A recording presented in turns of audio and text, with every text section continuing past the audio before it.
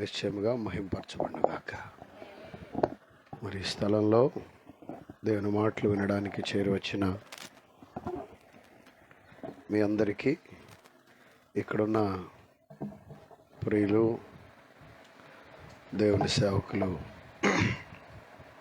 అమ్మగారు, అలాగే కరుణాకర్ గారు, సంగమయ్యన్న మీ అందరికీ నిండు వందనాలు.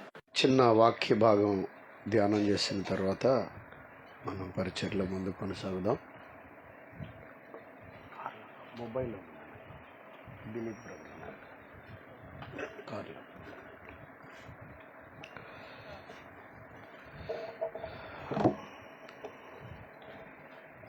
ఒక ప్రాముఖ్యమైనటువంటి అంశాన్ని మీ గమనంలోనికి తేవాలని పరిశుద్ధాత్మ దేవుడు నా హృదయంలో వచ్చారు. ఇప్పుడు దేవుని యొక్క ఆలోచన, మనస్సు, ప్రణాళిక, హృదయం ఏంటంటే మనుషులందరినీ అగ్నిగుండము నుండి తప్పించాలి. అదే కదండి. ఇప్పుడు మనుషులందరినీ అగ్నిగుండము నుండి తప్పించాలి అనే దేవుని ప్రణాళికకు, ఆలోచనకు, ఆయన ప్లాన్కి ఏ మనుష్యుని ప్రమేయం లేకుండా, సహాయం లేకుండా, ఏ మనుష్యుని అవసరత లేకుండా దేవుడు ఒక్కరే ఈ ప్రజలందరిని అగ్నిగుండం నుండి తప్పించలేరా? తప్పించగలరా? తప్పించగలరా? అంటే చాలా టైం పడుతుందా, లేకపోతే చాలా కొద్ది సమయంలోనే దేవుడు ఆ కార్యం చేసేయగలరా? ఆయన ఒక్కళ్ళే. కొంచెం సమయం అంటే ఒక 1 వీక్, 1 మంత్, రైట్. చాలా క్షణాలలో అన్నట్లుగా ఈ కార్యాన్ని చేయగలరు అని చెప్పారు. సరే, క్షణాలలో ఈ ప్రజలందరినీ రెప్పపాటున అగ్నిగుండానికి వెళ్లకుండా తప్పించి నిత్య జీవం అనబడిన పరలోక రాజ్యంలో చేర్చగలిగిన దేవుడు ఈ మనుషులందరూ రక్షణ పొందాలనే ఈ ప్రణాళికలో సంఘమును ఏర్పాటు చేసి, అందులో కూడా అపోస్తలులు, ప్రవక్తలు, సువార్థికులు, కాపరులు, ఉపదేశకులు, శిష్యులు, విశ్వాసులు అని ఏర్పాటు చేసి, దీనికి ఒక క్రమము నియమించి, వాక్యాన్ని ఇచ్చి, రక్షణ ప్రణాళికను ఏర్పాటు చేసి, మరలా ఆయన సిలువలోనికి వచ్చి రక్తమంతా చిందించి ఆ సువార్త అనేటటువంటి ఒక వార్తను లేదా ఒక సిస్టమ్ని దేవుడు ఏర్పాటు చేసి, దీనిని ప్రకటించండి, నమ్మిన వాళ్ళు రక్షించబడతారు, నమ్మని వాళ్ళకి మరి శిక్ష విధింపబడును. ఇవన్నీ కూడా ఏర్పాటు చేయాల్సిన అవసరత ఎందుకు వచ్చింది? పాయింట్ అర్థమైందిగా. మనం సువార్త ప్రకటించడం, ప్రజలు వినడం, మనం ప్రార్థనలు చేయడం, మనము సభలు పెట్టడం, వాళ్ళని తీసుకొచ్చి బాప్తిస్మాలు ఇవ్వడం, ఇవన్నీ లేకుండా రక్షించగలడు ప్రభు. అదే కదా మీరు చెప్పింది. మరి రక్షించేయచ్చు కదా. మళ్ళీ ఈ తతంగం అంతా ఎందుకు? అసలు క్షణంలో చేసేయచ్చు కదా.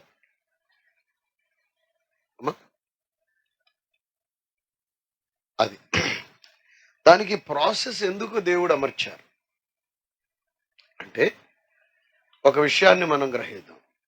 అదేంటంటే,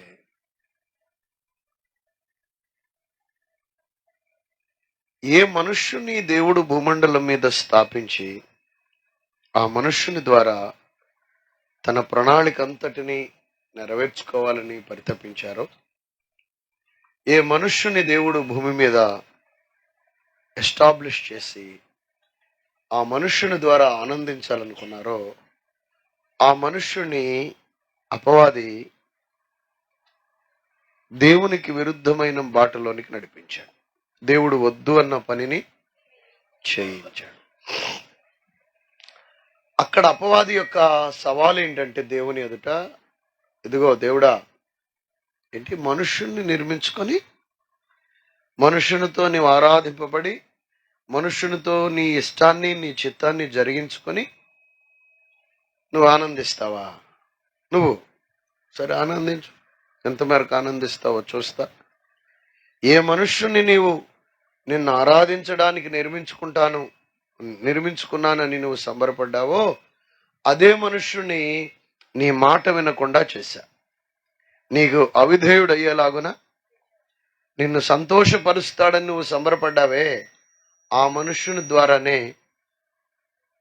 నిన్ను దుఃఖపడేలాగున చేస్తున్నా చూసుకో అనేది అపవాది యొక్క సవాలు. అప్పుడు మరి దేవుని మనసు ఏమిటి అంటే లేఖన సారాంశం అంతటిని బట్టి మనం ఆలోచిస్తాం. మరి దేవుని మనసు ఏంటి? దేవుని మనసు ఏంటి? ఏమిట్రా, నేను ఏ మనుష్యుడినైతే నా చిత్తము చేయడానికి నా ఇష్టాన్ని జరిగించడానికి తద్వారా నేను ఆనందించడానికి నిర్మించుకున్నావునో ఆ మనుష్యుడినే బదనాం చేస్తావా? ఆ మనుష్యుడినే పతనం చేసి నన్ను దుఃఖపెట్టాలని చూస్తావా? చూడైతే ఏ మనుష్యుణ్ణి నీవు పతనం చేశానని సంబరపడ్డావో అదే మనుష్యుణ్ణి నేను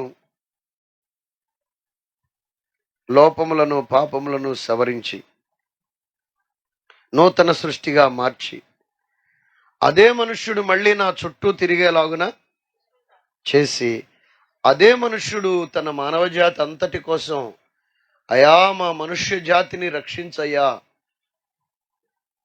మా మనుష్య జాతిని తిరిగి నీ ప్రణాళికలోనికి నీ చిత్తములోనికి చేర్పించయ్యా అని పరితపించేలాగున చేయాలి అనేది దేవుని యొక్క మనస్సు. ఇది అపవాదికి దేవునికి మధ్య వచ్చిన పట్టుదల. గమనించారుగా? ఈ నమూనా మనకి ఎక్కడ కనబడుతుంది అంటే బైబిల్ గ్రంథంలో యోబు గారి జీవితం. అసలు యోబు గారి గురించి మనము లేఖనంలో చూస్తే యోబు గ్రంథము 1వ అధ్యాయం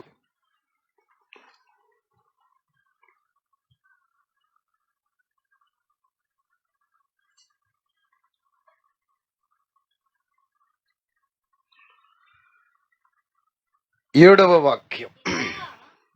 నీవు ఎక్కడ నుండి వచ్చితివని వానిని అడుగగా అపవాది ఇలా సెలవిస్తున్నాడు, భూమి మీద ఇటు అటు తిరుగులాడుచు అంతులో సంచరించుచు వచ్చి తినని యెహోవాకు ప్రత్యుత్తరము ఇచ్చి తిని. అందుకు ప్రభు అంటున్నారు కదా, అసలు యోబు గారి గురించి కదిపింది ఎవరు చెప్పండి? దేవుడే. యోబు సంగతి ఆలోచించితివా? యథార్థవర్తనుడు, న్యాయవంతుడు, దేవుని యందు భయము భక్తి కలిగి చెడుతనము చాలమ్మ. ఇప్పుడు యోబు గారి మీద పందెం ఏమిటి? ఎవరెవరికి? దేవునికి, సైతానుడికి.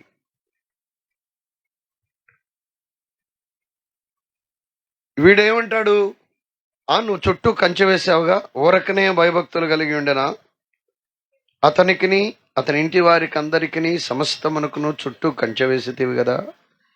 అతని చేతి పనిని దీవించుట చేత అతని ఆస్తి దేశములో బహుగా విస్తరించుట చేతనే కదా నీ యందు భయము భక్తి కలిగి ఉండెనని. అది అది వాడు మాట్లాడేది. 11లో ఏమంటాడంటే, నీవు చెయ్యి చాపి మొత్తావనుకో, ఇదిగో ప్రభా నిన్ను 4 తిట్లు తిట్టి, ఏం దేవుడివయ్యా దేవుడివి, నిన్ను నమ్ముకున్న పాపానికి భలే శాస్తి చేసావులే, నన్ను ఏదో ఆశీర్వదిస్తున్నావు, ఏదో కాస్త కలిసి వస్తుంది కదా అని నీ చుట్టూ తిరిగిన దానికి భలే చేసావులే, నమస్కారం బాబు, యేసు ప్రభు గారు నమస్కారం అని నిన్ను దూషించి వెళ్ళిపోతాడు అని ఇతడు మాట్లాడుతున్నాడు, అపవాది. చూసారు? ఇప్పుడు మీరు నేను ఇంతకుముందు చెప్పినటువంటి సమాచారాన్ని మనసులో పెట్టుకుని యోబు గారి యొక్క ఉదంతాన్ని మీరు బేరీజు వేసుకుంటే అర్థమవుతుంది ఏంటంటే, దేవుడు తాను అనుకున్నది తాను చేయడానికి ఒక్క క్షణమే మీరు చెప్పినట్లుగా, కానీ తాను అనుకున్నది మనుష్యులతో చేయించాలనేది తన ప్రణాళిక. ఎందుకు చేయించాలనేది? అపవాది సంబరపడ్డాడే, చూసావా? నీ ఉద్దేశాన్ని ఎలా పతనం చేశాను, బదనాం చేశాను, ఎలా పాడు చేశాను నీ ప్రణాళికను అన్న ఆ పట్టుదలకు ప్రతిగా దేవుడు ఏం చేశాడంటే, దైవజనులు రాజబాబాయి గారు చెప్పేవారు, దేవుడు ఆదామును చేసిన తరువాత మనుష్యుడు లేకుండా దేవుడు భూమి మీద ఏ ప్రణాళికను 40 ఏండ్లు వంటవార్పు లేకుండా ఆహారాన్ని ఆకాశం నుండి పంపినా మోషే గారి ప్రార్థన ద్వారా దేవుడు జరిగించాడు. మోషే భక్తుడు లేకుండా ప్రార్థన చేయకుండా ఆ కార్యము జరగలేదు. ఇవన్నీ నేను ఎందుకు చెప్తున్నానంటే, ఈ కడవరి కాలమందు దేవుని ఉద్దేశం ఏమై ఉందో మనకు తెలియాలి.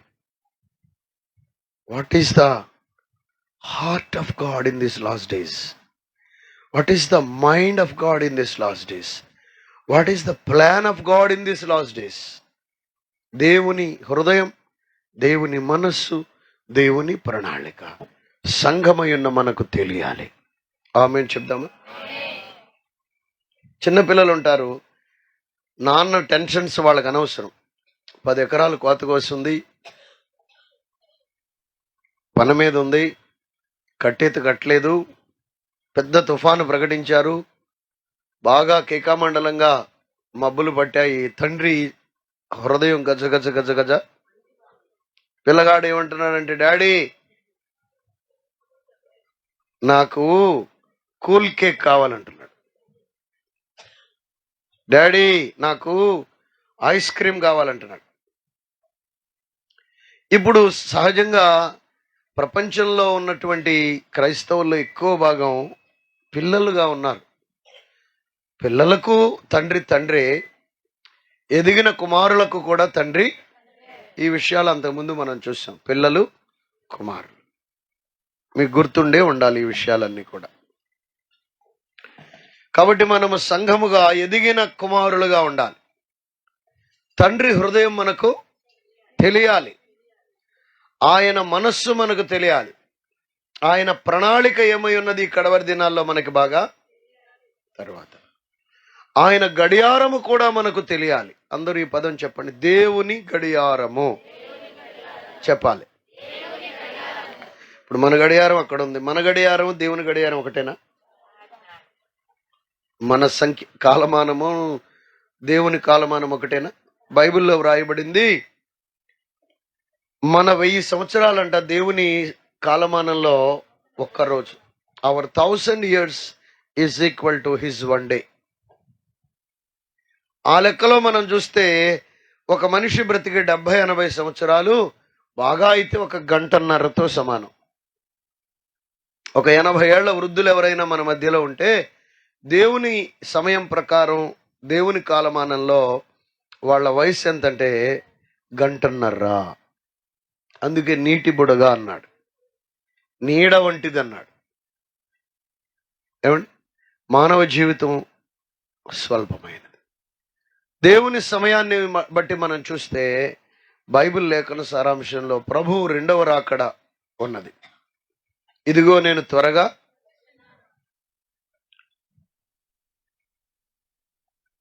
తరువాత హెబ్రీ పత్రిక 10వ అధ్యాయం 37లో కూడా మనం చూస్తే అక్కడేమి రాయబడింది చూడండి. హెబ్రీ 10:37 మనందరికి సుపరిచితమైన మాట, నేను కూడా చాలాసార్లు చూపించాను అది. ఇక కాలము బహు కొంచెముగా ఉన్నది, 2వ రాకడలో వచ్చుచున్న యేసుక్రీస్తు ప్రభువారు ఆలస్యము చేయక. కాలం ఎంత ఉందండి 2వసారి రావడానికి? ఎవరో కొంచెం అంటున్నారు, బాయ్స్ చెప్పట్లే. యేసు ప్రభు 2వ రాకడలో రావడానికి సమయం ఎంత ఉంది? బహు కొంచెము అనండి అందరూ. రెండవ రాకడలో ప్రభు రావడానికి సమయం ఎంత ఉందండి?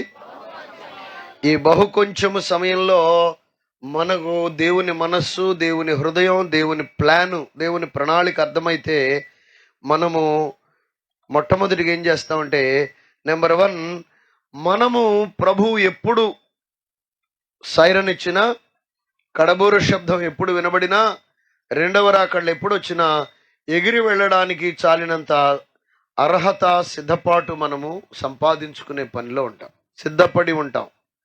ప్రభువు రాకడ కొరకు మనము సిద్ధపడాలి. ఆమేన్. రెండవదిగా, ప్రభువు రాకడ కొరకు మనం అనేకులను సిద్ధపరిచే పనిలో నిమగ్నము కావాలి. ఎందుకని సమయం ఎంత ఉందండి? ఎవరో కొంచెం వింటున్నారు మళ్ళీ. ఇది ఎప్పుడిది? 1950 ఏండ్ల క్రితం మాట. మరి 1950 ఏండ్ల క్రితమే బహు కొంచెం అయితే ఈ 1950 ఏండ్లు దాటాక ఇంకెంత కొంచెం అంటారు?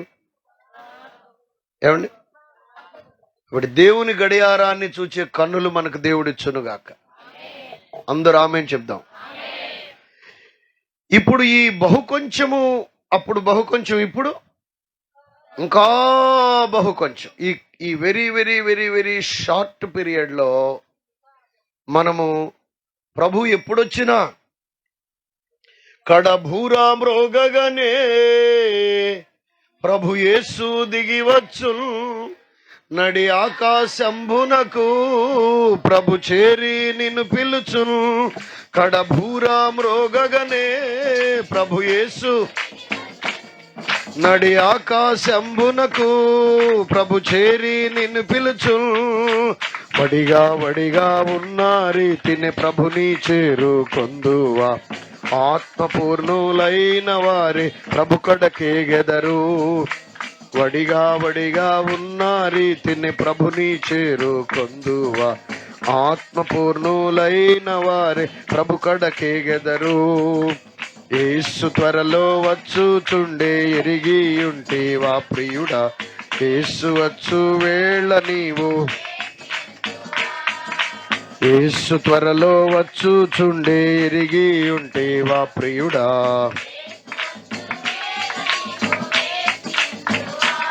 హల్లెలూయా. కడబూర శబ్దము మ్రోగగనే రెప్పపాటులో మరణ శరీరము మహిమ శరీరముగా మార్పునుంది. మహిమ మేఘ వాహనమెక్కి మధ్య ఆకాశమునకు ఎగిరి వెళ్లే గుంపులో ఉండుట కొరకు మనము సిద్ధపడవలసిన సమయం ఇది. అది నెంబర్ 1. మరి నెంబర్ 2 ఏమిటండి? ఆ తరువాత మన బాధ్యత ఏమిటండి? దేవుని మనస్సు, దేవుని హృదయం. చాలాసార్లు మనం ఈ మధ్యకాలంలో నేను చూపిస్తూ వస్తూనే ఉన్నా.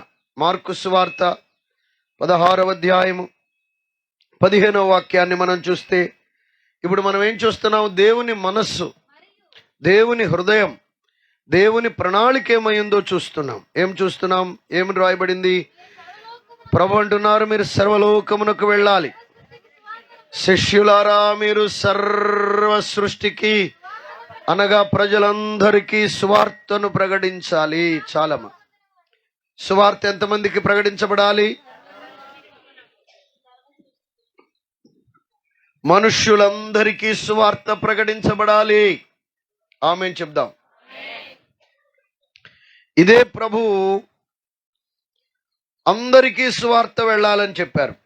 మన గురుతర బాధ్యత సంఘముగా సువార్త ప్రజలందరి యొద్దకు వెళ్ళాలని దేవుడు మనకిచ్చిన అవకాశం మేరకు, పరిధి మేరకు మనము సత్య సువార్తను పరిచయం చేస్తూ, ప్రకటిస్తూ, తక్కిన ప్రాంతము కొరకు మనము ప్రార్థన చేయబద్ధులమై ఉన్నాము. ఆమె అన్ని చోట్లకి మనం వెళ్ళగలమా? సరే, ప్రజలందరికీ సువార్త వెళ్ళాలి. ఇంకేం జరగాలి? ఈ రిఫరెన్స్లన్నీ మీకు నోటెడ్ కావాలి. ఇవి దేవుని మనస్సు, హృదయము, హృదయ ప్రణాళిక. 17వ అధ్యాయం అపోస్తలుల కార్యగ్రంథం 30వ వాక్యాన్ని మనం చూస్తే, ఆజ్ఞాన కాలములను దేవుడు చూచి చూడనట్టుగా ఉండెను. ఇప్పుడైతే, అంటే ఈ క్రొత్త నిబంధన కాలములోనైతే, అంతటను అందరూ మారు మనస్సు పొందవలెను అని ఇది దేవుని సర్వోన్నతమైన ఆజ్ఞ. ఎంతమంది మారు మనసు పొందాలటండి? అందరు చెప్పాలి. ఈ బౌండరీలన్నీ మనం పెట్టుకున్నాం. ఈ దేశం ఆ దేశం, ఈ ఖండం ఆ ఖండం, ఈ మతం ఆ మతం, ఈ భాష ఆ భాష, ఈ కులం ఆ కులం, ఇవన్నిటిని తీసి ప్రక్కన బారేసి మనుష్యుడన్న ప్రతి వ్యక్తి దగ్గరకు, మనిషిగా జన్మించిన ప్రతి వ్యక్తి దగ్గరకు సత్య సువార్త వెళ్ళి తీరాలని మనము చేయగలిగినంత పని మనం చేస్తూ, తక్కిన పరిధి కొరకై మనము చాలా తీవ్రమైన ప్రార్థనలు సల్పవలసిన అవసరత ఉన్నదని ప్రభువును బట్టి పగటి వేళ పరిశుద్ధాత్మని యొద్ద పాఠం నేర్చుకుంటూ ఉన్నాం. సరే, సువార్త వెళ్ళిన తర్వాత ఏమవ్వాలి? ఎక్కడెక్కడికి సువార్త వెళ్ళిందో అక్కడక్కడ ఉన్న ప్రజలందరూ ఏమవ్వాలండి? ఎంతమంది మారు మనసు పొందాలటండి? అది లెక్క. తిమోతికి పౌలు గారు రాసిన మొదటి పత్రిక 2వ అధ్యాయం 4వ వాక్యం. 1 Timothy 2:4.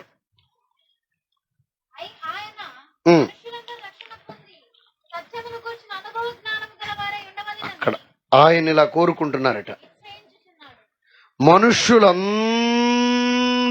రక్షణ పొందాలని ఇచ్చ. ఎంతమంది అండి? చెప్పాలి. ఇది జరగడానికి నెమ్మదిగా, ప్రశాంతంగా, తీరిగ్గా తారీఖేసుకుని సాగుతుంది. తీరిగ్గా తారీఖేసుకొని కొన్ని శతాబ్దాలు, కొన్ని యుగాలు, చాలా కాలం గడిచిన తరువాత, ఒక 15-20 వేల సంవత్సరాల తరువాత అప్పటికైనా ఈ కార్యం జరిగితే చాలన్నట్లుగా ఉందా లేఖన సారాంశం? సమయం ఎంత ఉన్నది ఆయన రావడానికి? బిఫోర్ హిస్ సెకండ్ కమింగ్, ఆయన రెండవ రాకడికి ముందే ఇట్టి కార్యము జరగవలసి ఉన్నది. ఆయన రెండవ రాకడికి ముందే ఇట్టి కార్యము భూమండలం మీద మనుష్యుల పక్షాన జరగవలసి ఉన్నది.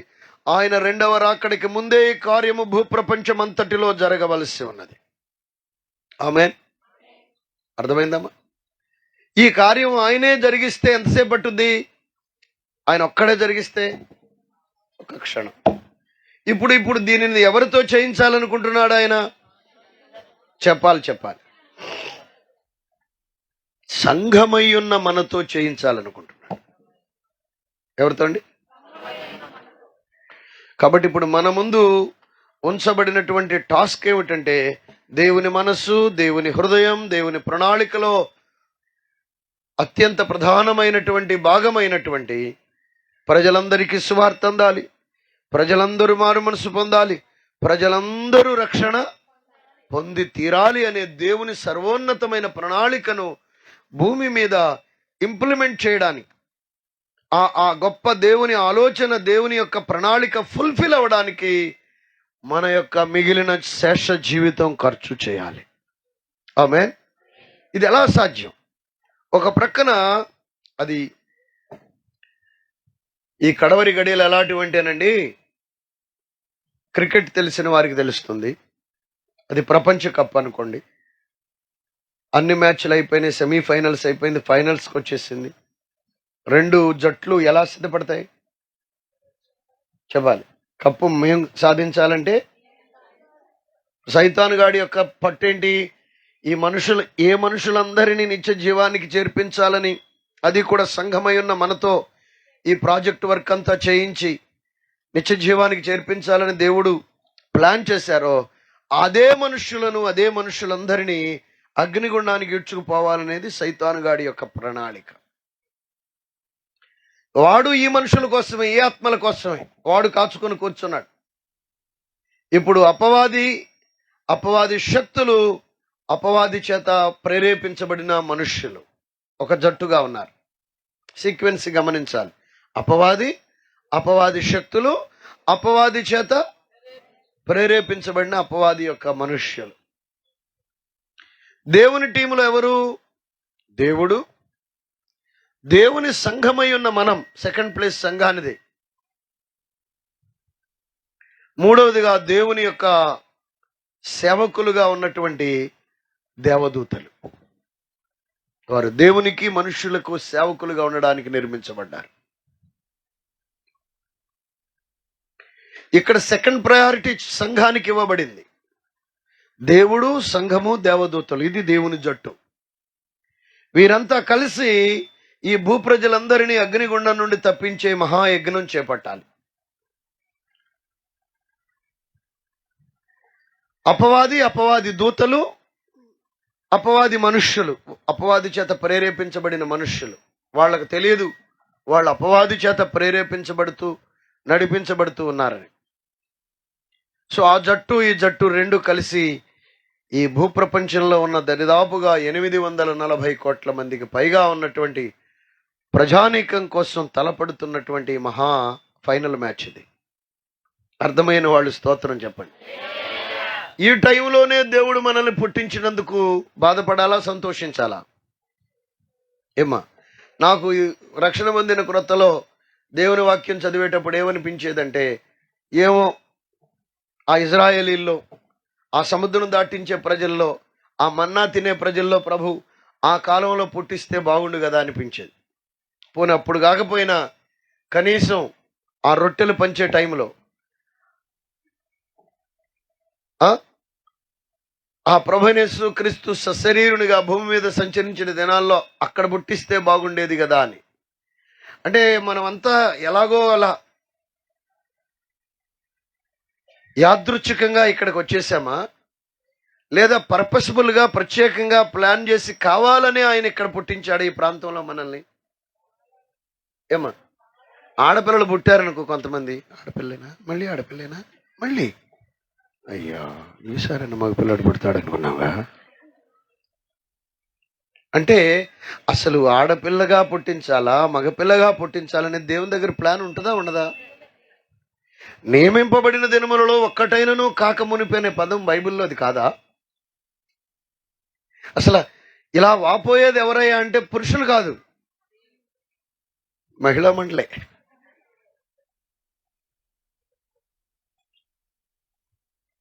నేను ఎందుకు చెప్తున్నానంటే, ఈ భూప్రపంచంలో, ఆసియా ఖండంలో, ఇండియా దేశంలో,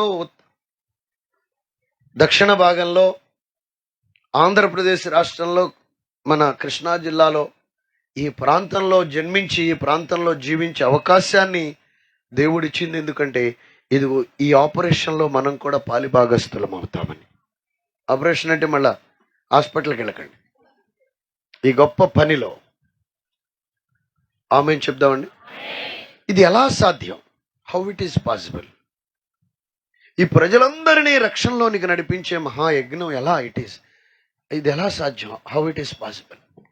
సువార్త ప్రకటించకుండా ఎక్కడికక్కడ అడ్డుకట్టలు వేసే పనిలో అపవాది ఉన్నాడు. మనం సంవత్సరం అంతా ప్రయాసపడితే కొద్దిమంది రక్షణలోనికి రావడం జరుగుతుంది. మరి ఇంత పెద్ద కాంగ్రిగేషన్ని రక్షణానుభవంలోనికి నడిపించటం ఇది ఎలా సాధ్యం? ఆ సొల్యూషన్ జస్ట్ వాక్య లేఖనంలో నుండి మీకు చూపించి వన్ ఆఫ్ ద వే.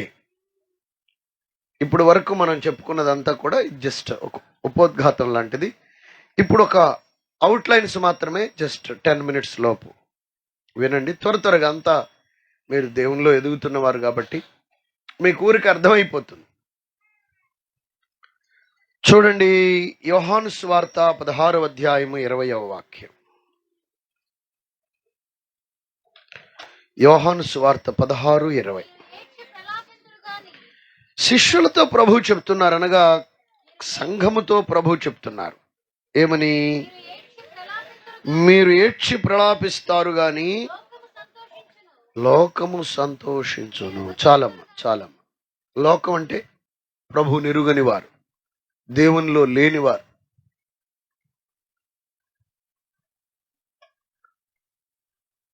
వాళ్ళేమో సంతోషిస్తారంట, వీరేమో మీరు దుఃఖింతురు గాని. ఇక్కడ వినండి, ఇక్కడ 2 గుంపులను ప్రభువారు చెప్తున్నారు. సంఘం, మీరు చూడాలి, సంఘం, లోకం. సంఘం వేరు. సంఘమేమో వాళ్ళు సంతోషిస్తూ ఉంటారంట. లోకం. సంఘమేమో ఏడ్చి ప్రలాపిస్తూ దుఃఖిస్తూ ఉంటారు. అయితే ప్రభు ఏం చెప్పారంటే, మీ దుఃఖం చివరికి సంతోషంగా మారుద్ది, వాళ్ళ సంతోషమేమో దుఃఖముగా మారు. అది దాని అర్థం. ఏ దుఃఖం ఇది?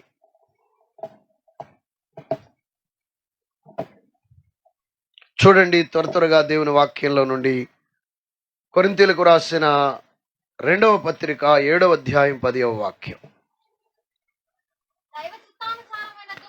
చాలా. ఏ దుఃఖం ఇది? అందరూ చెప్పాలండి.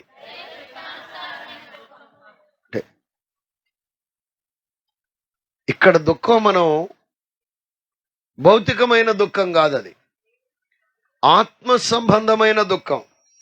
దానికే బైబిల్లో వ్రాయబడిన పేరేమిటండి? మత్తయి సువార్త 5వ అధ్యాయంలోనికి ఒకసారి వెళదాం. 4వ వాక్యాన్ని చూద్దాం. దుఃఖపడువారు ధన్యులు. యేసు ప్రభు మరి దుఃఖపడమన్నాడా వద్దన్నాడా? అంటే ఇక్కడ ఏడుపు కొట్టు ముఖంతో ఉండమని కాదు. భౌతికంగా ఆ లెక్కకు వచ్చేసరికి ప్రభువు నుండి ఎల్లప్పుడూ ఆనందంగా ఉండమన్నాడు. కానీ ఇక్కడ ప్రభువు మనతో మాట్లాడే దుఃఖం ఇది దైవ చిత్తానుసారమైన దుఃఖం, ఆత్మ సంబంధమైన. ఎందుకు ఈ దుఃఖం? ఎందుకు ఈ దుఃఖమో చూడండి. ఇర్మియా గ్రంథము 9వ అధ్యాయం 1వ వాక్యం. ఇక్కడ ప్రవక్త అయిన ఇర్మియా ఒక కోరిక కోరుతున్నాడు దేవునిని. ఏమంటున్నారు? నా జనులలో హతమైన వారిని గూర్చి నేను దివారాత్రము, డే అండ్ నైట్, పగలు రాత్రి కన్నీరు విడుచున్నట్లు నా తల జలమయముగాను నా కన్ను కన్నీళ్ల ఊటగాను ఉండునుగాక. ఆమేన్. దేవుని దగ్గర ఏం వరం అడుగుతున్నాడు ఈయన? దేవుడి దగ్గర ఏం కోరుకుతున్నాడు? అయ్యా నాకు 3 అంతస్తులేనా మేడా, ఎప్పుడు ఇస్తావు 7 అంతస్తులు అని అడుగుతున్నాడు. హల్లెలూయా. ఎందుకు హల్లెలూయా? 7 అంతస్తులు అడిగాడా? ఏమిటి ఆయన కోరిక? ఏమిటి? నా జనులలో హతమయ్యారు కొందరు, నా ప్రజలలో హతమైన వారిని గూర్చి నేను విలపించుటకు, నేను కన్నీరు విడుచుటకు నా తల జలమయము కావాలి, నా కన్ను కన్నీళ్ల ఊటగా మారాలి. ఈ వరమివయ్యా నాకు ప్రభు, మహాప్రభు. నా జనులలో హతమైన వారిని గూర్చి. అదేమిటి? పోయినోడు ఎటు తిరిగి పోయాడు కదా, పోయినాడు గురించి ఇంకా నువ్వు ఏడ్చేదేముంది? పోనీ ఒక్కళ్ళిద్దరా? తన జనులలో హతమైన వారిని గూర్చి. ఏమిటి మర్మం? ఎఫెసీయులకు రాసిన పత్రిక 2వ అధ్యాయం 1వ మాట. మీ అపరాధముల చేతను పాపముల చేతను. చూసారు? మనకు సమయం లేదు కాబట్టి త్వరగా మనం వెళ్ళిపోదాం. ఎఫెసీ 2:1 చూసారా? అపరాధముల చేతను పాపముల చేతను ఏమై ఉన్నారండి? చచ్చిన వారై ఉన్నారు. ఇంకొక రిఫరెన్స్ చూద్దాం. ప్రకటన గ్రంథము 3వ అధ్యాయం 1వ వాక్యం.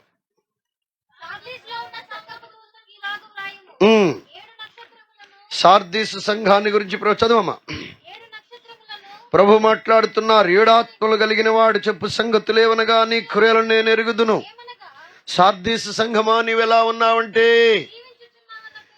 నీవు జీవించుచున్నావు అన్న పేరు మాత్రమున్నది గాని నీవు మృతుడవే. స్తోత్రం చెప్దాం. హేబేలు గురించి హెబ్రీ పత్రికలో ఉంటుంది. అతడు మృతి నొందియో చెప్పరేంటమ్మా మృతి నొంది మాట్లాడుతున్నాడు, అంటే చచ్చిపోయి బ్రతుకున్నాడు. ఇక్కడ ఒక సంఘం ఉన్నది, ఏది? సార్దీసు సంఘం. ఈ గుంపును గురించి దేవుడు ఏమంటున్నాడు? నువ్వు బ్రతుకుండి చచ్చిపోయావు. అతనేమో చనిపోయి బ్రతుకున్నాడు, నువ్వు బ్రతుకుండి. చూసారా? అది గమనిస్తున్నారా? మృతి నొందియో మాట్లాడుతున్నాడు. సరే, విషయానికి వస్తే ఎఫెసీ 2:1, ప్రకటన గ్రంథం 3:1 2 రిఫరెన్స్ల సారాంశం ఏంటంటే బ్రతికుండి చనిపోయినాళ్ళు.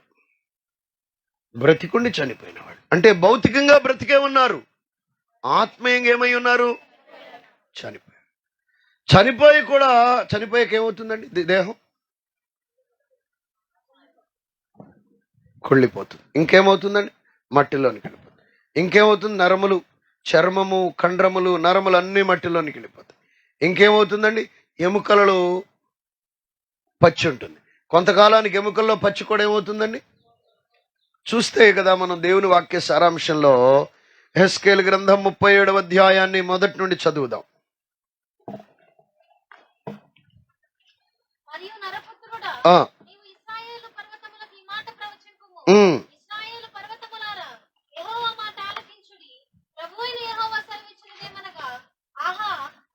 అమ్మా 37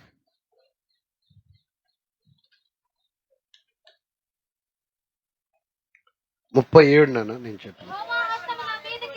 యెహోవా హస్తము నా మీదికి వచ్చెను, నేను ఆత్మవశుడనై ఉండగా యెహోవా నన్ను తోడుకొని పోయి.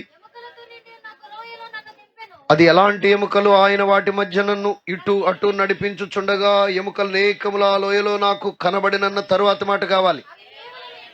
అందరూ చెప్పండి మాట. అవి ఇంకొకసారి, మరొకసారి. అపరాధముల చేతను పాపముల చేతను చనిపోయి ఆత్మీయంగా జీవించుచున్నారే గాని భౌతికంగా ఆత్మీయంగా మరణించి కేవలము ఎండిన ఎముకల మాదిరిగా ఉన్నాయి జీవితాలు. Colonies, villages, cities, areas, states, nations, continents. దేశాలు, రాజ్యాలు ఎలా ఉన్నాయటండి? భౌతికంగానేమో విలువైన దుస్తులు, బంగారాలు, విలువైన కారులు, విమాన ప్రయాణాలు, లక్షలు కోట్లు విలువైన భవనాలతో తొలతూగుతూ విలసిల్లుతూ విరాజిల్లుతున్నారు. ఆత్మీయంగా ఎలా ఉన్నారు? అపరాధముల చేతను పాపముల చేతను చచ్చిపోయి మృతులై ఎండి, ఇంకా ఎండి, చర్మము, మాంసము, నరములన్నీ కూడా చివికిపోయి ఎముకల్లో ఉన్న పచ్చి కూడా ఎండిపోయి కేవలము ఎండిన ఎముకల మాదిరిగా ఉన్నారు. హతులైపోయారు ఆత్మీయంగా. ఎవరు హతం చేశారు? వాడు హత్యను నాశనం చేయడానికి వస్తాడని బైబిల్లో ఉంది. అపవాది హత్య చేయడానికి వచ్చి ఆత్మీయంగా చంపాడు. పాపమును భూలోకములో ప్రవేశింపజేసి ఈ పండు తినుదినమని నిశ్చయముగా ఆత్మీయంగా చనిపోయింది మానవ జాతి. ఆత్మీయంగా ఎండిన ఎముకలైపోయింది. ఇప్పుడు సంఘం యొక్క గురుతర బాధ్యత ఏమిటంటే ఈ కడవరి కాలంలో కేవలము ఎండిన ఎముకల మాదిరిగా ఉన్న గ్రామాలు, ప్రాంతాలు, పట్టణాలు తిరిగి సజీవమవ్వాలి. చప్పట్లు కొడుతూ దేవునికి స్తోత్రం చెల్లిద్దాం. హల్లెలూయా, హల్లెలూయా. ఇట్టి కార్యము జరగాలి అంటే ఇర్మియా భక్తునికి ఒక మర్మం అర్థమైంది. మరలా ఇర్మియా గ్రంథము 9వ అధ్యాయంలోనికి రండి. ఇర్మియా గ్రంథము 9. హతులైన వారిని గూర్చి నేను కన్నీరు విడవాలయ్యా. ఎప్పుడెప్పుడండి? క్రిస్మస్కి. ఎప్పుడెప్పుడండి? ఆదివారం. ఎప్పుడెప్పుడండి? Day and night. తల ఏమవ్వాలటండి? కన్నులు ఏమవ్వాలండి? ఇప్పుడు వరదల్లో ప్రాంతాలన్నీ జలమయమైపోయినాయి. ఈ జలం ఉందిలే, కానీ ఆత్మ సంబంధమైన జలం భలే మ్యూజిక్లు అండి. అదేంటి టిట్ అంటే భలే వాయిస్, భలే నాదం. వాటిని చూడడానికి వెళ్తున్నారు. ఈ దినాల్లో స్టేజీల మీద పొగలు వస్తున్నాయి. ఎక్కడన్నా నొప్పులు ఎక్కడన్నా ఉన్నాయా అంటే నొప్పులు లేవు, పొగలు వస్తున్నాయి. ఈ వింతలు విశేషాలు చూడడానికి క్రైస్తవ జనాంగం అంతా పరుగులెడుతూ ఉంది. But where is the tears? ఎక్కడున్నాయి కన్నీళ్ళు? రెండు రిఫరెన్స్లు త్వరగా చూసి మనం ముగించేసుకుందాం. యోవేలు గ్రంథం 2వ అధ్యాయం 12వ వాక్యం.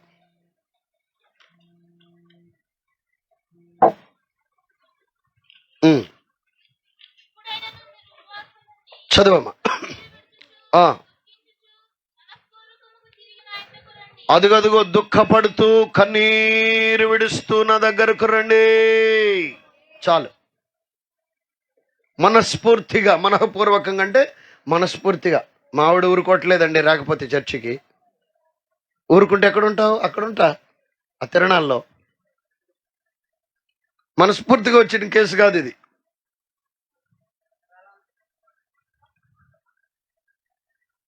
ఆయన గారు ఊరుకోవట్లేదని వచ్చేటటువంటి సహోదరులు లేకపోలా. తల్లిదండ్రులు ఒప్పుకోవట్లేదు బయట తిరగడానికని వచ్చి కూర్చునేటటువంటి యవనస్తులు పిల్లలు లేకపోలా. ప్రభు దగ్గరికి ఎలా రావాలండి? మనం మనఃపూర్వకము కంటే మనస్ఫూర్తిగా, సాధారణ భాషలో ఇష్టపూర్వకంగా వచ్చి ఏం చేయాలండి?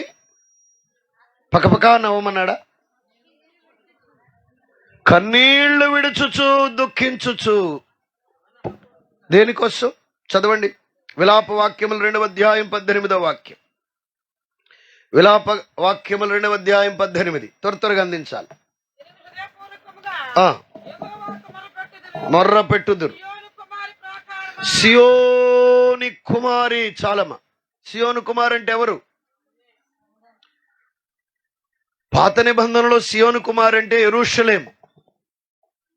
క్రొత్త నిబంధనలో నూతన యెరూషలేమునకు సిద్ధపడే సంఘం, ఎత్తబడబోయే గుంపు, సంపూర్ణ సిద్ధి నుండి ప్రభు యొక్క కడబూర శబ్దం కొరకు ఎదురు చూస్తున్నటువంటి బృందం. ఈ సియోను కుమారుని ఏమని పిలిచాడు? ప్రాకారమా అన్నాడు. సంఘం అంటే ఎవరండి? We are the fortress. మనమే మన ప్రజలకు, మన ప్రాంతాలకు, మన గ్రామానికి ప్రాకారమై ఉండాలి. మన ప్రార్థన ప్రాకారము కావాలి. దేవునికి స్తోత్రం చెప్దాం. అమ్మా వినాలి. మన ప్రార్థన ఇవ్వాలమ్మా. మన ప్రార్థనలు మన చుట్టూ, మన బిడ్డల చుట్టూ. కాస్త పిల్లలకి పెళ్ళిళ్ళు అయినాయి అనుకోండి, వాళ్ళకి చెరొక 2 పుట్టారు, ఇక మనవాళ్ళు మనవరాళ్ళ చుట్టూ తిరిగి హల్లెలూయా, ఆమేన్, ప్రైజ్ ది లార్డ్. అమ్మా ఈ రగ్గు ఎక్కడుంది? అయిపోయి.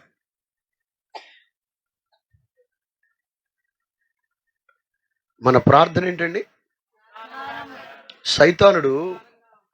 సైతాన్ దూతలు రాత్రి 12 గంటల నుండి తెల్లవారుజాము 3 గంటల లోపు వాళ్ళ నెట్వర్క్ ఉంటుంది. రైల్వే ట్రాక్లు అండి, ఆ పట్టాలు అటు ఇటు కదలకుండా దానికి ఇనప హుక్స్ ఉంటాయి ఇట్లా పట్టి. కొన్నిసార్లు ఈ దీనికి, ఈ వేగానికి అవి కదిలిపోయి లూజ్ అవుతాయి, కొన్ని తెగి ఊడి పక్కన పడతాయి. డ్యూటీకి వచ్చిన వాళ్ళు ఏం చేస్తారంటే సుత్తు ఒకటి పట్టుకొని కదిలిన వాటన్నిటిని మళ్ళా బెగ్గొట్టుకుంటూ సరి చేసుకుంటూ, ఎక్కడన్నా ఊడి పక్కన పడితే కొత్తవి వేసుకుంటూ నైట్ 12 గంటల నుండి 3 గంటల వరకు అపవాది యొక్క దూతల డ్యూటీ గ్రామాల్లో, పట్టణాల్లో ఇది. ఎవరో మీ బొట్టి వాళ్ళు కాస్త కన్నీరు విడిచి ఉపవాసం ఉండి ప్రార్థన చేసి ఆ కట్లు, ఆ బంధకాలు తెంచుతూ ఉంటే, తెంచిన కట్లన్నిటిని మళ్ళా నాన్నవాళ్ళకి తెలుసు బిసేసి బిగేసి, బిసిలేస్తారు కదండి ఇదివరకు, ఆ బిసిలేసి బిగేసి మళ్ళా రీసెట్ చేసి ఓడగొట్టిన బంధకాలని అన్నిటినీ కూడా. ఏమోనండి, వచ్చినట్టే వచ్చాడమ్మా. 2 వారాలు మళ్ళీ ఆగిపోయాడు. అంటే ఏంటి కారణం? మళ్ళీ వేసాడు బేడి సంకెళ్ళు, ఇక రాట్ల. కాళ్ళకు 2 కాళ్ళకి వేసేస్తాడు. ఇది అపవాది యొక్క డ్యూటీ. 3 గంటల నుండి 6 గంటల లోపు దేవదూతలు స్తుతుల గంపలు, ఖాళీ గంపలు పట్టుకుని వస్తారు. ఆ సమయంలో స్తోత్ర ప్రార్థన చేస్తే ఈ స్తుతులన్నీ ఆ గంపల్లో తీసుకొని వెళ్ళి అక్కడి నుండి కృపలు కుమ్మరిస్తాడు దేవుడు. మనం కరెక్ట్గా అప్పుడు దాకా టీవీలు చూసి, యూట్యూబులు చూసి, ఆ ట్యూబులు చూసి, రకరకాల ట్యూబులు చూసి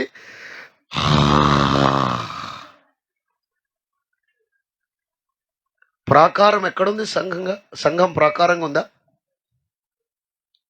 ఆదిమ సంఘాన్ని గమనించిన అందరూ గ్రామం అంతా నిద్రపోతుంటే ఎవరో ఒక నాన్న పరిశుద్ధాత్మతో నింపబడి గ్రామం అంతటి కోసం ప్రార్థన చేసేవారు.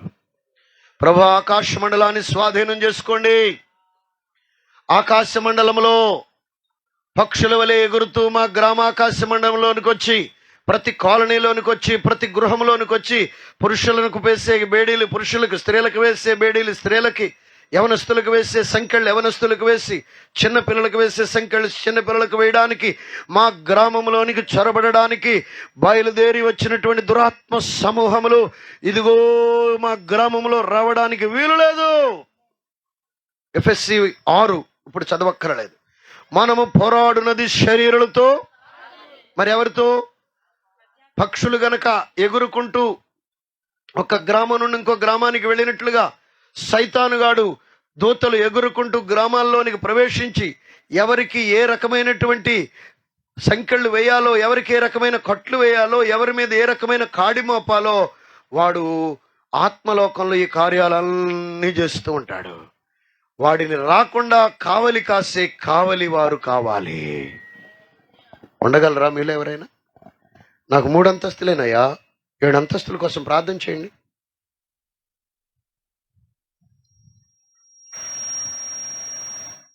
ఏం చేసుకుంటే 7 అంతస్తులు నెత్తిన పెట్టి తీసుకెళ్తావా? ఇప్పుడు ఉండడానికి నీడ దేవుడు ఇచ్చాడు, 7 అంతస్తులు ఎందుకు ఇప్పుడు? మరి మా బాధ్యత ఏంటంటే దేని కొరకు ప్రార్థించాలి? కాజ గ్రామంలోనికి ఆకాశ మండల శక్తులు, దురాత్మ శక్తులు, కట్లు కట్టే శక్తులు, బంధకాలు బంధించే శక్తులు రావడానికి వీలు లేదని కన్నీటి ప్రార్థనతో ప్రార్థన పోరాటం చేసే తల్లులు, తండ్రులు, యవనులు లేవాలి. వారు ప్రాకారమై ఉన్నారు. నీవు ప్రాకారముగా ఉండాలి సంఘమా. సంఘమనగా ప్రాకారం. చెప్పండి, సంఘం అంటే ఎవరండి? We are the fortress. Church itself is the fortress. సంఘమే ప్రాకారమై ఉండాలి. ఈ ప్రాకారము ఎలాగున ప్రాకారముగా ఉండగలదు? సియోను కుమారి ప్రాకారమా? అందుకోవాలి టక్మని. నదీ ప్రవాహము వలె దివారాత్రము అదుగో నీ కన్నీరు పారనిమో. అమ్మా, దివారాత్రం కన్నీరు ప్రవహించవచ్చు, కానీ ఆల్ నైట్ రోజు, లేకపోతే క్రిస్మస్, గుడ్ ఫ్రైడేకి, అంతేనా? క్రిందేమన్నాడు చెప్పండి? ఈ డ్యూటీకి సెలవులు ఉండవు. చప్పట్లు కొడుతూ దేవునికి స్తోత్రం చెల్లిద్దాం. హల్లెలూయా. నాన్నగారు ఎక్కడికైనా అత్యంత కష్టం మీద వెళ్లాల్సి వచ్చినా 95% ఆయన వెళ్ళరు, ముఖ్యంగా ఈ కార్యక్రమాలకి. అక్కడ 99% కూడా స్టే చేయరు.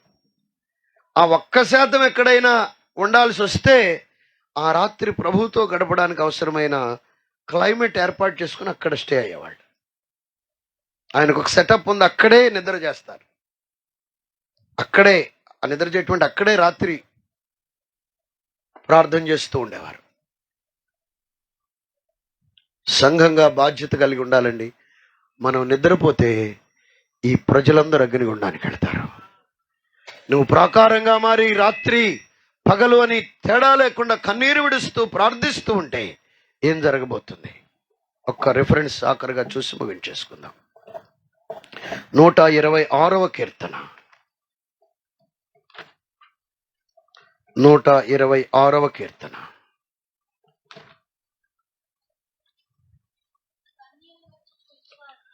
5, 6, 7 వాక్యాలు చదవము.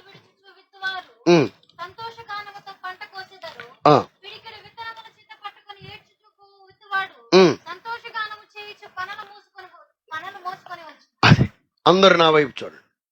ఈ పంట కోయుట దేనికి సాదృశ్యంగా ఉంచాడు? లోక 10:2లో నశించిపోతున్న ఆత్మలు రక్షించడానికి సూచనగా పోల్చాడు. పంట కోయుటతోనే ఎందుకు పోల్చాడు? మీరు కూడా వ్యవసాయాలు చేస్తున్న వాళ్ళు, చేసిన వాళ్ళు ఉన్నారు. ఏమండి, పంట పండింది, పంట కోత ఎంత కోస్తారు? మూడొంతులా, రెండొంతులా, ఒకంత? అంటే 2 పెడలు వదిలేస్తారా పొలంలో? ఎన్ని దుబ్బులు వదిలేస్తారు పెడకి? మీకు ఎక్కడ వదలరమ్మా? మాకైతే చాలా వదిలేస్తూ ఉంటారు. మీ సంగతి ఏంటండి? పొలంలో పంట అంతా కోస్తారా? అసలు దానితో ఎందుకు పోల్చాడండి? ఒక్క పరక కూడా వదలరు. పంటతో ఎందుకు పోల్చాడంటే, ఒక్క డెక్కైనను విడవబడుటకు వీలు లేదని మోషే భక్తుడు పలికాడు. స్తోత్రం చెల్లిద్దాం. దేవుని మనస్సు అర్థం కావాలి, దేవుని హృదయం అర్థం కావాలి, దేవుని ప్లాన్ అర్థమయ్యి ఓరక నిలిచిన చాలును, చేయును ప్రభువే, ప్రభు చేయిస్తాడు. మనసు అర్థం కావాలి. నువ్వేం చేస్తావో తెలియదు ప్రభు. ఊరూరు నిత్య జీవంలో ఉండాలి, నిత్య నరకం నుండి తప్పించబడాలి. దీనికి ఏం పేరు పెట్టాడు సైతాన్ గాడు? మత ప్రచారం మార్చేస్తానంటున్నారు. ఓరి నాయన, మీరు అగ్నిగుండంలో పడకూడదండ్రా నాయన. దీనికోసం మీటింగ్లు వేసుకుని, కమిటీలు వేసుకుని ఎలా ఆపేయాలి దీన్ని? వాళ్ళకి అర్థం కానిది ఏంటి? సైతానుడు బ్లర్ చేసింది ఏంటంటే, ఇదేదో మత ప్రచారం అని, మతంలోకి దించేస్తున్నారని. అసలు మతానికి మనకు సంబంధం, ఏ మతం మంది కాదు. మతాలన్నీ తుంగలో దొక్కి అగ్నిగుండం నుండి తప్పించుకునే ఈ మహా ప్రమాదపు హెచ్చరికను గమనించాలి. ఆమేన్ చెప్దామండి.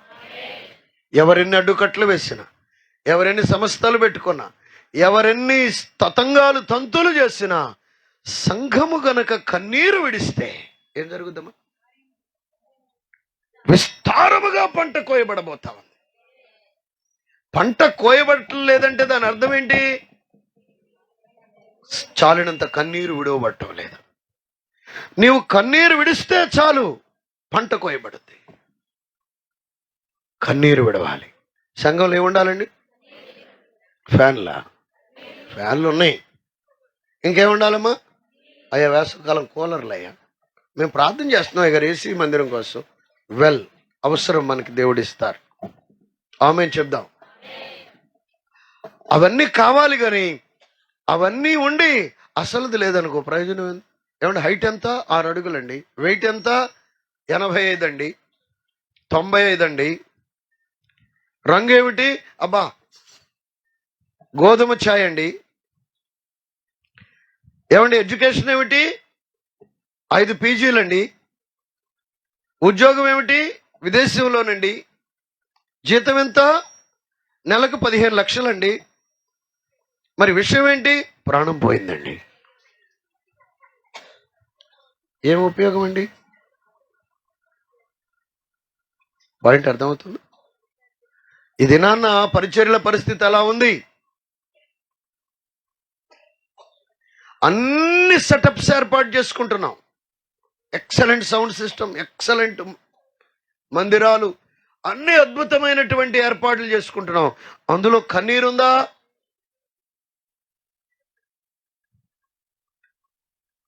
సరే, నదీ ప్రవాహం సంగతి ప్రక్కన పెట్టండి. కనీసం కళ్ళు ఆత్మ సంబంధమైన కన్నీళ్లతో చెమరుస్తున్నాయా? చెమగిల్లుతున్నాయా? కన్నుల నుండి కాస్త 4 కన్నీటి బొట్లు జాలువారుతున్నాయా? అది కూడా లేదు. ఒకసారి ఆలోచించుకుందాం. నశించిపోతున్న ఆత్మల కోసం మన కన్నుల నుండి కన్నీళ్లు బయటకు వచ్చి ఎంతకాలం అయింది? సైతానుడు ఏం చేస్తాడు? సోఫాలు ఎత్తుకుపోతాడు ఇంటికి వచ్చి, అంతేనమ్మా? ఫ్రిడ్జ్లు ఎత్తుకెళ్తాడా?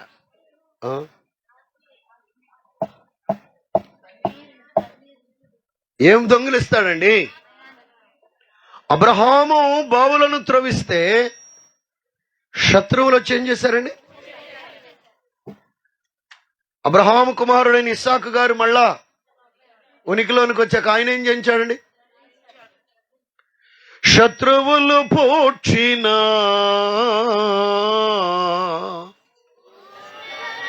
బావులన్నీయు త్రవ్వగా, శత్రువులు పోడ్చిన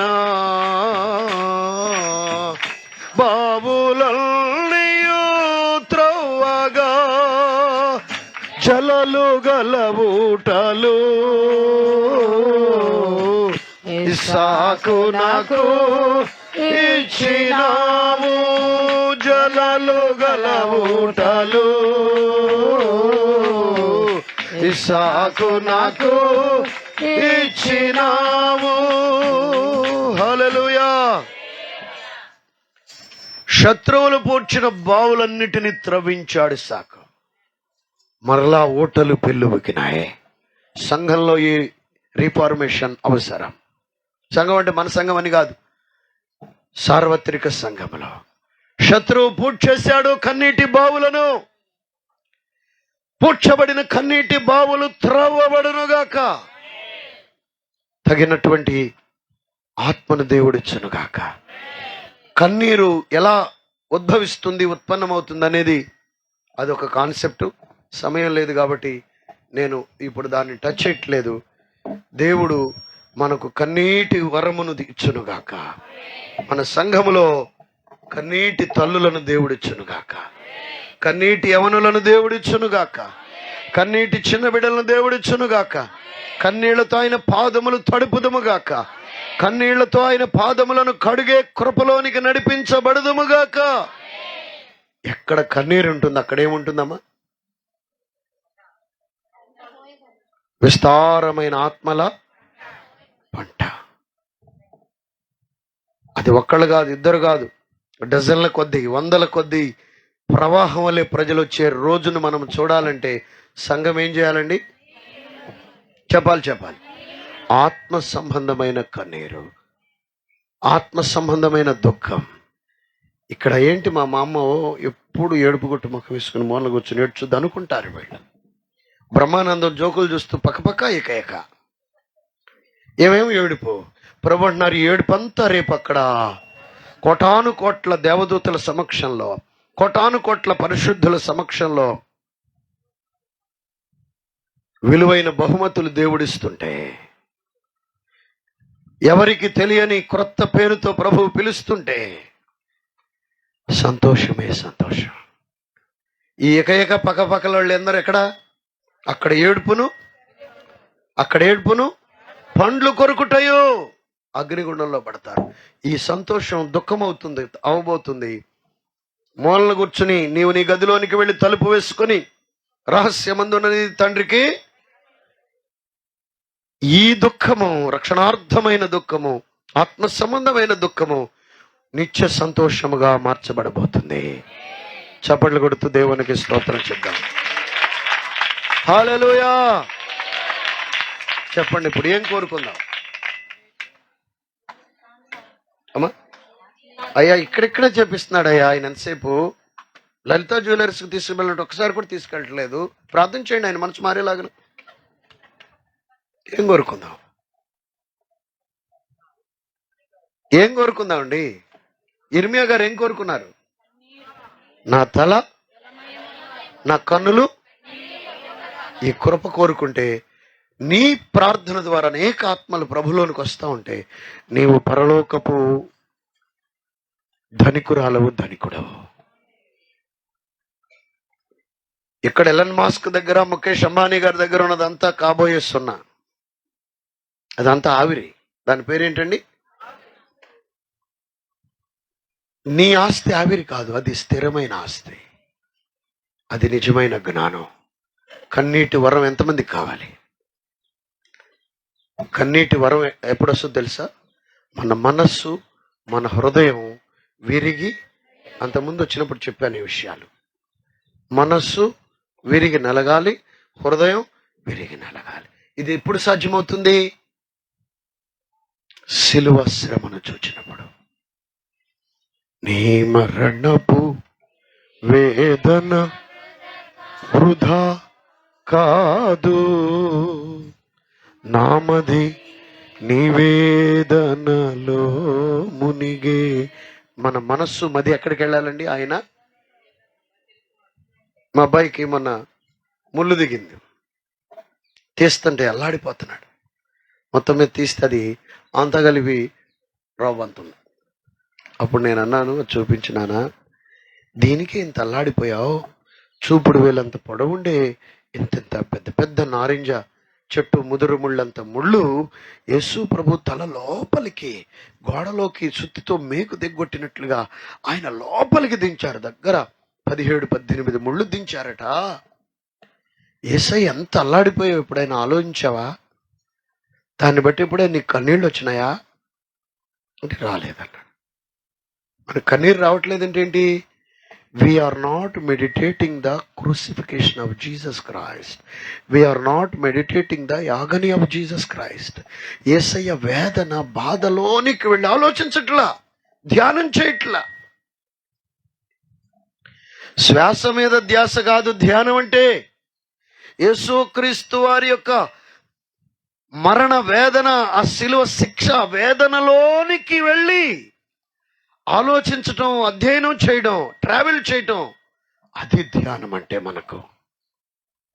దేవునికి స్తోత్రం చెప్తాం. కన్నీరు ఎక్కడి నుండి వస్తుందండి? గెత్సెమనేలో నరములు చిట్లిపోయినాయి. 6 కోట్లకు తిప్పి అన్యాయపు తీర్పు తీర్చారు. ఆయన్ను అత్యంత పాశవికంగా కొరడాలతో కొట్టి దేహమంతా చీల్చారు. ఇదంతా ఒంటరిగా కూర్చొని ఆలోచించాలి.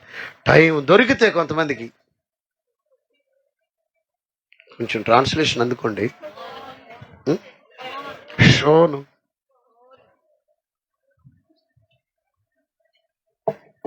మాకు ఇంత బుడుతుంది, ఈ బుడత మెదిలితే షోను. మీకు ఒక విచిత్రం చెప్తా. దాంట్లో మొత్తం డాటా అంతా అవజేసి అది గిరగిర తిరుగుద్ది కదా, ఇక పని చేయక ఇసిరి కొట్టిందంట, మొత్తం పగిలిపోయింది. షోను చిన్నలు మొదలుకొని పెద్దల వరకు షోను ఫోను. No meditation. శిలువ శ్రమను ధ్యానం చేయుట.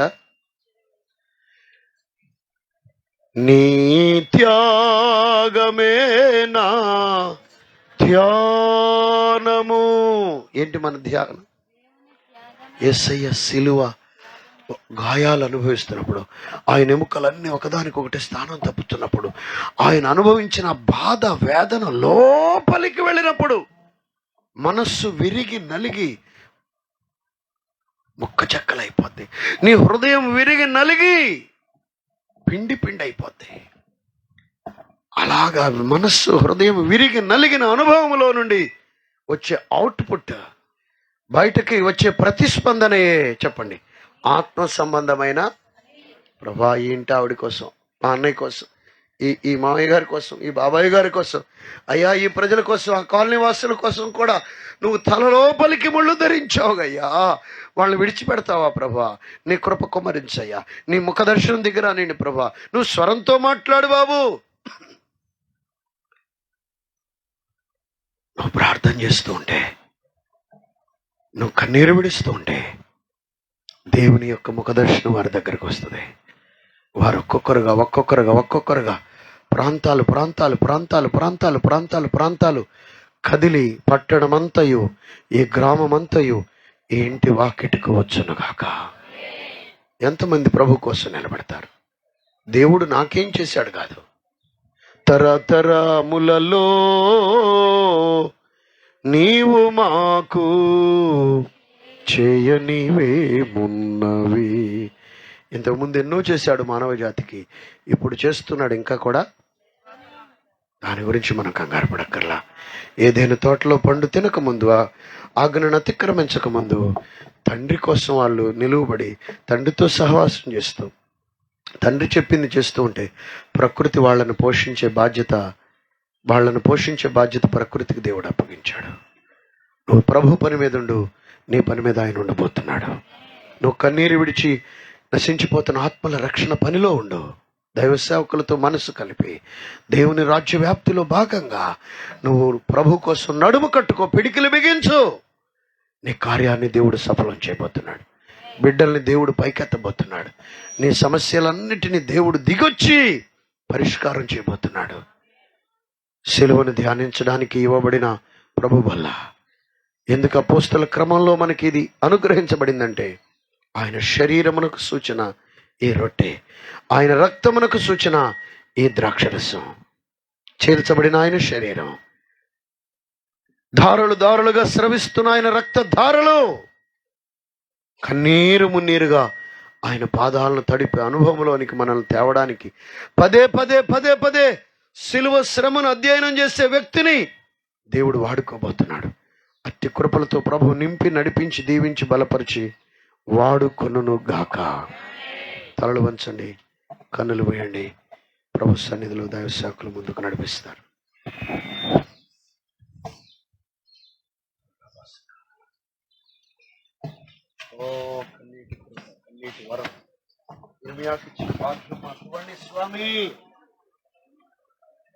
చిన్న ప్రార్థన చేసుకుందాం. అందరూ ప్రార్థన చేద్దాం. ప్రభువా,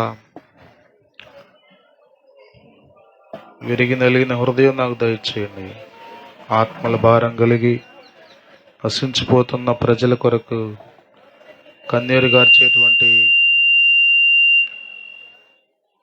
కృప నాకు దయచేయండి ప్రభువా. అందరం చేతుల పైకి ఒక్క మాట ప్రార్థన చేసుకుందాం. ఎంతో మంది ప్రజలు నశించిపోతున్నారు. యవనస్తులు దురలవాట్లకు బానిసలై, పురుషులు దురలవాట్లకు బానిసలై నశించిపోతున్నారు. ఆడపిల్లలు చెడు స్నేహాలకు అలవాటు పడిపోయి అయ్యో భయంకరంగా పాడైపోతున్నారు. ఈ దినాల్లో నీ ప్రార్థన చాలా అవసరం, నీ కన్నీరు చాలా అవసరం. సంగమా, ఇది మౌనంగా ఉండే సమయం కాదు. ప్రభు త్వరగా రాబోతున్నారు.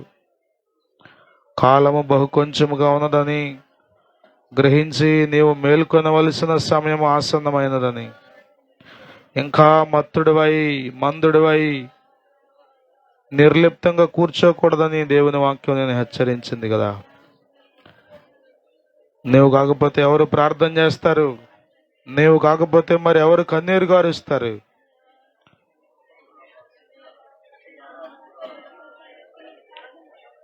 కలువరి శిలువ శ్రమలను జ్ఞాపకం చేసుకుని విరిగి నలిగిన హృదయంతో ఆయన కలువరి శిలువలో కార్చిన రక్తం వ్యర్థం కాకుండానట్లుగా ఒక్కొక్కరు రక్షణ పొందినట్లుగా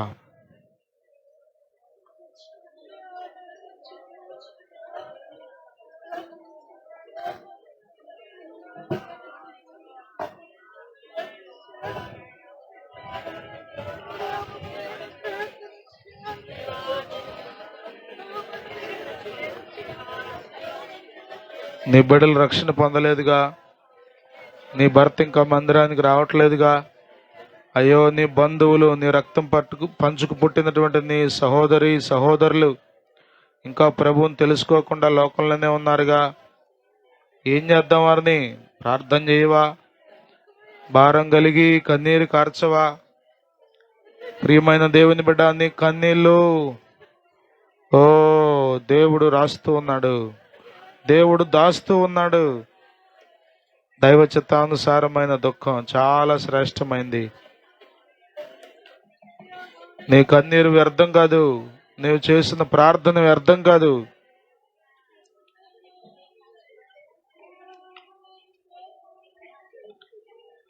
ప్రభువా, మమ్మల్ని క్షమించండి. మొండి హృదయం, బండ హృదయం బద్దలు చేయండి ప్రభువా. అయ్యా, మెత్తని మనసు మాకు దయచేయి ప్రభువా. ప్రార్థించే మనసు దయచేయి ప్రభువా. నశించిపోతున్న ప్రజలను చూచే కన్నులు దయచేయి ప్రభువా. పాపముల చేత అపరాధముల చేత చచ్చిన వారై పడి ఉన్నారు ప్రభువా. అయ్యా ఉదయాన్నే పోయి తాగేస్తున్నారు బిడ్డలయ్యా. ఎవరు విడిపిస్తారు ప్రభువా? నీవు తప్ప ఎవరున్నారయ్యా? తండ్రి ప్రభువా, మమ్మల్ని క్షమించండి నాయన.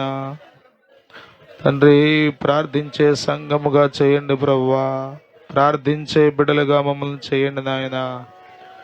ఏదో ఒక అరగంట, పావు గంట, 5 నిమిషాలు కాదయ్యా, పగలు రాత్రి అయ్యా మానని వేదన, హృదయ దుఃఖము మాకు దయచేయండి ప్రభువా.